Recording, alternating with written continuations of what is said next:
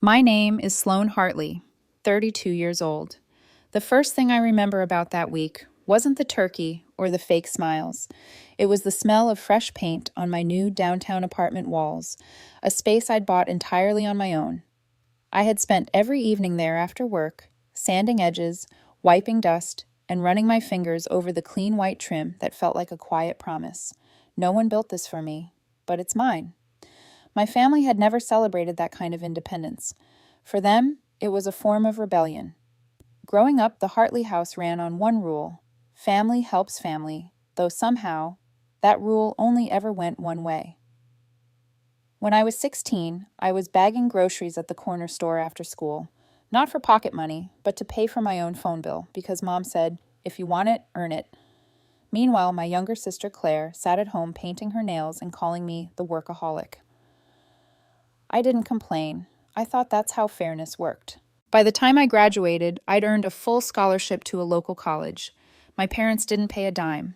Not for textbooks, not for meals, not even when my coat tore open during a brutal winter. Claire, though, had a different story.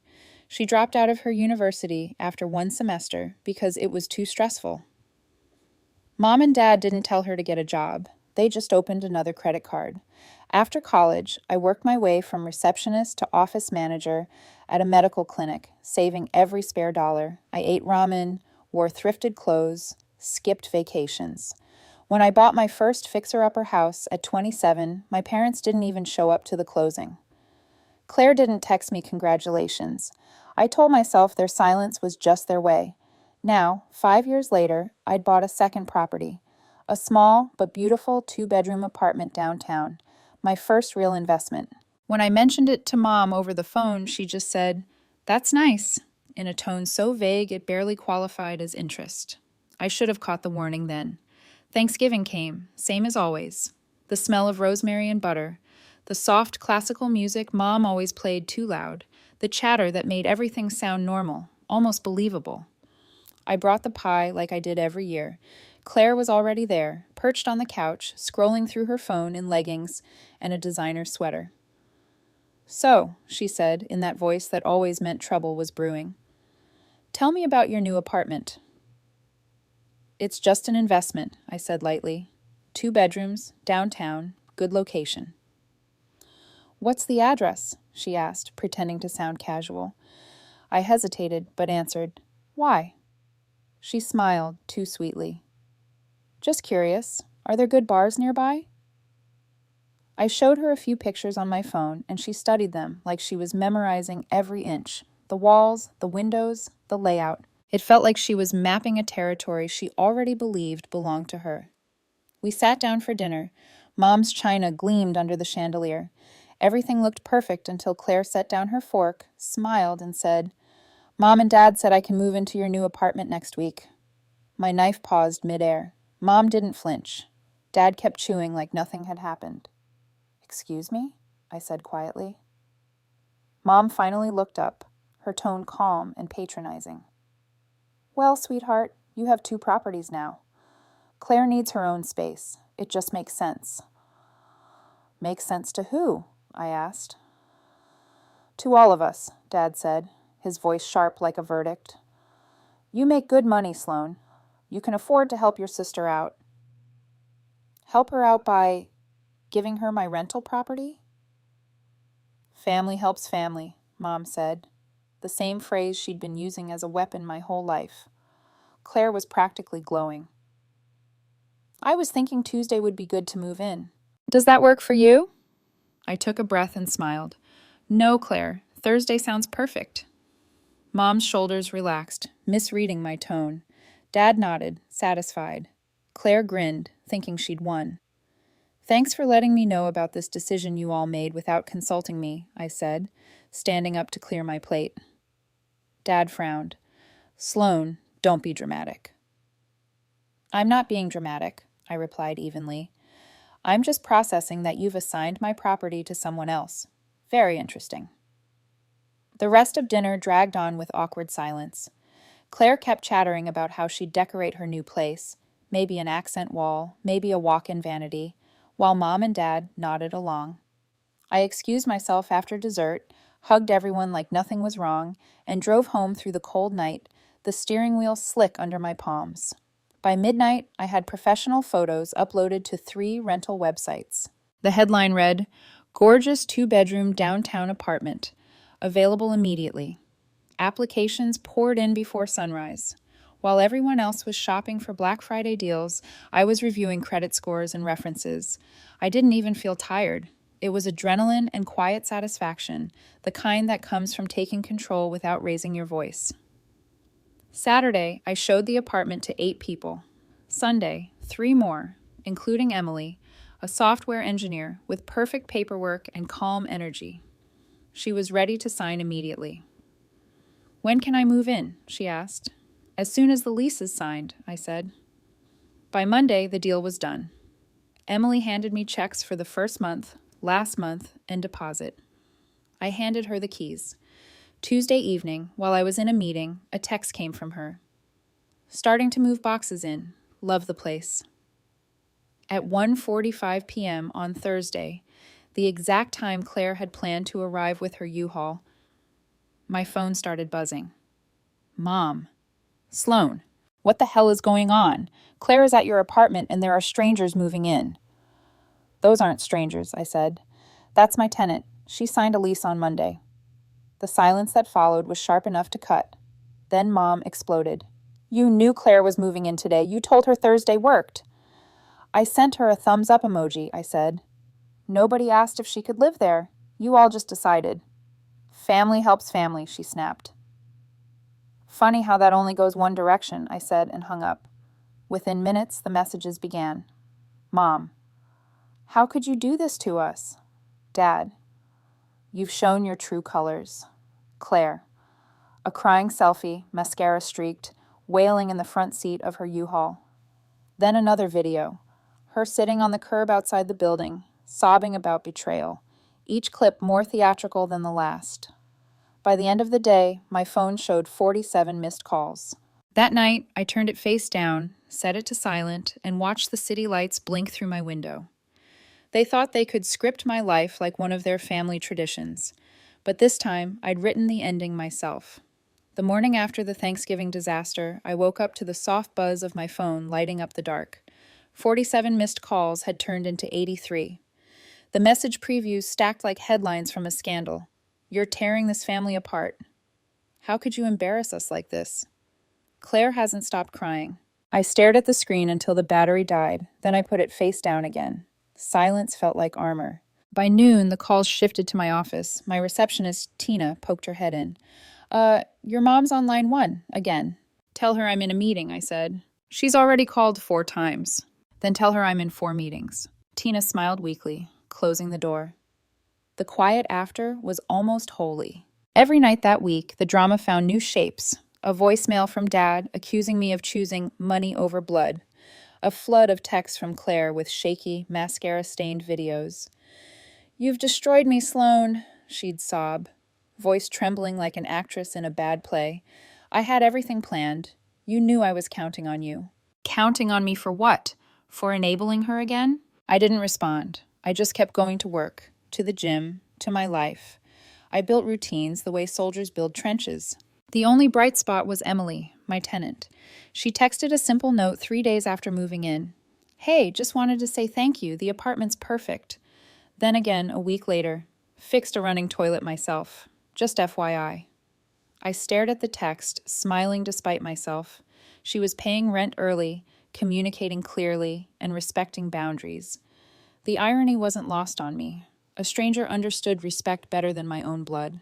But the peace didn't last long. 2 weeks later, Dad called from a blocked number. "This is your last chance," he said flatly. "Evict the tenant.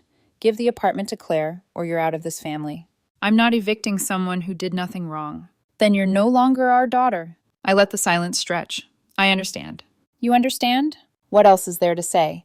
You want me to break the law and ruin a woman's life because you all made a decision without asking me. I won't do that." He hung up. That night, I poured myself a glass of wine and watched the snow fall through the kitchen window. For a second, guilt crept in. Not because I'd done something wrong, but because years of conditioning told me I should feel bad when I didn't obey. I thought about calling Claire, just to end the noise. Then another video arrived. She was crying on her bedroom floor. "You've ruined my future, Sloane." I powered off the phone and walked away. By January, the storm had turned digital. Claire posted cryptic captions on Instagram, "Betrayed by blood." "When family breaks your heart." Each one more theatrical than the last. Mom left voicemails quoting Bible verses about forgiveness, each one ending with, "Call your sister." Dad sent long emails about duty and sacrifice. I created new filters, new blocks, new silences. One morning at work, Tina appeared again, holding out her monitor. "You might want to see this," she said softly. 23 emails in the office inbox, all from my parents, with subject lines like "Urgent Family Emergency" and Sloane Hartley. "Send them to spam," I said. Tina hesitated. "Are you sure?" "Completely." Days later, I ran into my Aunt Patricia at Trader Joe's. She looked uncomfortable, like she was debating whether to speak. "Hi, Sloane," she said. "How are you?" "I'm good," I said. I heard about what happened with your parents." "Of course you did." She shifted her weight. "Claire's still living with them. Still no job. They're telling everyone you're selfish." "That doesn't surprise me." Patricia sighed. "You know, I always thought the difference between how they treated you and Claire was obvious. Everyone saw it. Everyone but them." I almost thanked her, but the words stuck. Years of staying quiet had left my throat raw. "Thanks," I finally said. "It's nice to be seen." She gave a sad smile and walked away. By February, the mail brought something new. A certified letter, signature required. Inside, the words were cold and bureaucratic. "Due to your callous disregard for family bonds, you are hereby disinherited." I laughed out loud right there at the post office counter. The clerk looked startled. "What inheritance?" I muttered. They'd already spent everything on Claire's bills, her cars, her credit cards. The only legacy they had left was disappointment. I tucked the letter into my bag and went back to work. A few weeks later, my phone rang with a number I didn't recognize, a hiring manager from a private medical clinic. They'd heard about my efficiency and wanted to interview me for a new role, Director of Operations. The interview was short, sharp, and almost too good to be true. I got the offer on the spot, double my old salary. That's where I met Dr. Ryan Chen, a cardiac surgeon who had this quiet kind of confidence that filled a room without trying. Our first conversation was purely logistical. He needed surgical equipment expedited. I made it happen in 3 calls. He smiled when I handed him the paperwork. "You're a miracle worker." "Just doing my job," I said, trying not to sound flustered. "Then let me buy you coffee as a thank you." Coffee became lunch. Lunch became dinner. Then dinners became something steady, a rhythm that didn't demand or manipulate. For the first time in a long while, I felt seen not for what I could fix, but for who I was when I wasn't fixing anything. Still, every so often, I'd scroll past Claire's posts, her sad captions, her performative despair, and feel that old pull of guilt. I wondered if I'd gone too far, if I should have been gentler.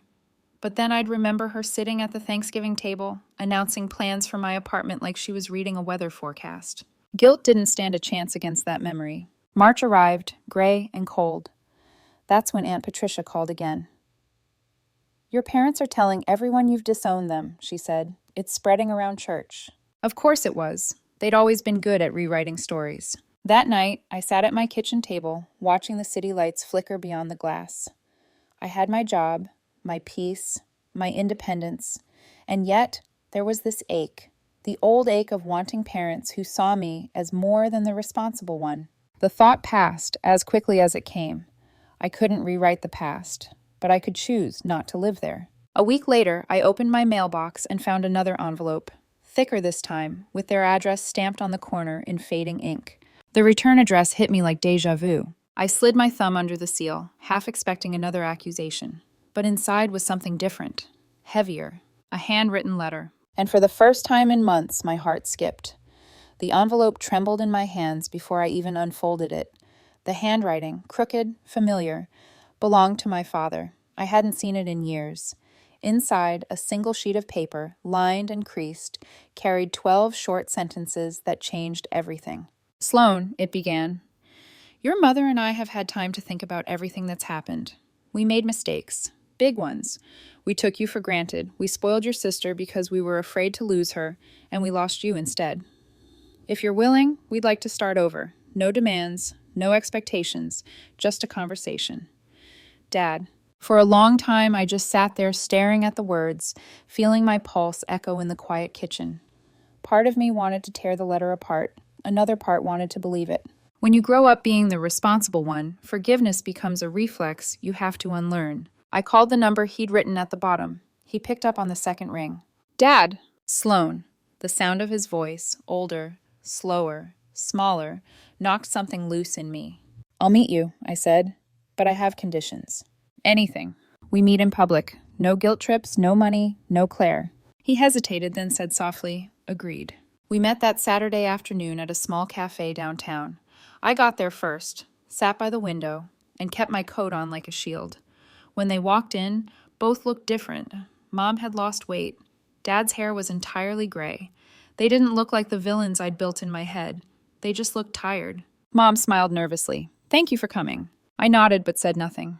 We screwed up, Dad said. No hesitation. We babied Claire.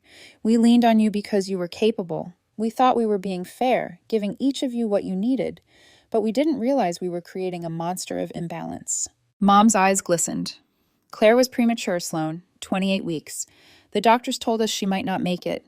Every tantrum she threw after that felt like a miracle because it meant she was alive to throw it.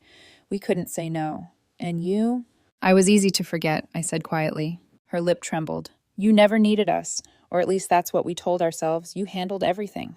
I didn't need you, I said, because I learned early not to. The words came out steadier than I expected. Dad looked down at his coffee. We failed both of you, he said. We made Claire helpless and you hard, and we kept pretending it was love. The table fell silent. Somewhere behind us, someone's espresso machine hissed like a sigh. Finally, Mom reached across the table. We can't undo the years, but we can try to do better now, if you'll let us. I looked at her hand, the same hand that had written checks for Claire's messes and withheld help from mine. I didn't take it, but I didn't pull away either. I don't want an apology, I said. I want boundaries. If you break them, this ends again. Dad nodded. Understood. Good, I said. Then we can start there. For the first time in years, our silence wasn't hostile. It was human. We talked for another hour. Not about the apartment, not about the Facebook posts that had gone viral, not about Claire's crying videos, but about small, ordinary things. My job. Mom's arthritis. Dad's retirement plans that never quite happened.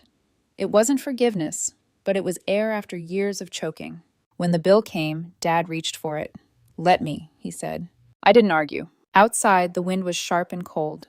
We stood on the sidewalk awkwardly. Mom looked at me, eyes soft.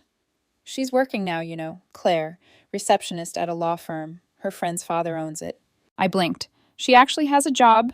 2 months, Dad said. Pays rent on an apartment with a coworker. That's good, I said, meaning it. We told her the same thing you've been telling us for years. Get a job or move out, Dad admitted. It was ugly, but it worked. For a moment, something like pride flickered between us. Thank you for coming, Mom said again. We'll respect your boundaries. No guilt, no manipulation. I'll hold you to that, I said. As I walked away, I realized my heart wasn't racing. The old panic, the one that came with every family confrontation, was gone. All that remained was a strange, clean calm. That night, I sat on my balcony watching the lights of the city. The skyline shimmered like something fragile and alive. My phone buzzed beside me, a message from Claire. You think you've won. You haven't. I didn't reply. I just watched the screen dim and disappear. Over the next few weeks, my parents kept their word. We met for coffee once a month. They didn't bring up the apartment or money or Claire's tears. They asked about Ryan instead, about my work, about the weather. They listened. It was strange, but in a good way, like meeting them for the first time as people instead of obligations. One Sunday afternoon, while Mom stirred her tea, she said quietly, "You seem happy." "I am," I said, surprised at how true it felt. She smiled. "You deserve that." For once, I believed her. Still, there were nights when guilt returned like an uninvited guest. The part of me that had grown up mediating every fight wondered if I should reach out to Claire. But then I remembered her tone, her entitlement, the way she'd said, "Mom and Dad said I can move in." The words still tasted like theft, so I didn't call. Instead, I focused on what was growing. Ryan's gentle steadiness, the quiet peace of coming home to a space no one could claim but me. The family I'd always wanted wasn't the one I was born into, it was the one I was building. And for the first time, I started to believe I was allowed to build it on my own terms. Spring came quietly, as if the world itself was tired of shouting. The air softened, the light stretched longer across my windows, and for the first time in years, I could breathe without waiting for the next explosion. My monthly coffees with Mom and Dad had become a strange ritual, tentative, polite, and somehow necessary. We'd meet at the same cafe every first Saturday, order the same things. They never mentioned Claire, and I never asked. It was a truce written in silence. One morning in May, Mom slid a photo across the table. Claire, in business casual clothes, standing outside an office building with a timid smile. She's been at the law firm for 3 months now, Mom said. Still working, still paying rent. I studied the photo. My sister looked ordinary, not glamorous, not tragic, just human. That's good, I said, meaning it. Dad nodded. We told her if she wanted to move back home, the answer would be no. She needed to make her own way. For a long time, I thought I'd never hear words like that from him. Later that day, as I walked back to my car, I caught my reflection in a storefront window. Same coat, same calm face, but something inside had changed. The old, coiled defensiveness was gone. In its place was something steadier, quieter. Ryan noticed it too. You're different lately, he said one night as we cooked dinner together. Different how? You're not waiting for the next storm. I smiled faintly. Maybe the weather finally changed. He laughed, that low, easy sound that filled every quiet space. A year earlier, I'd have told him he was wrong, that peace was just the pause between disasters. But now I wasn't so sure. By summer, Ryan and I had moved in together. He helped me pack boxes while Mom and Dad, shockingly, showed up to help. No lectures, no guilt, just presence.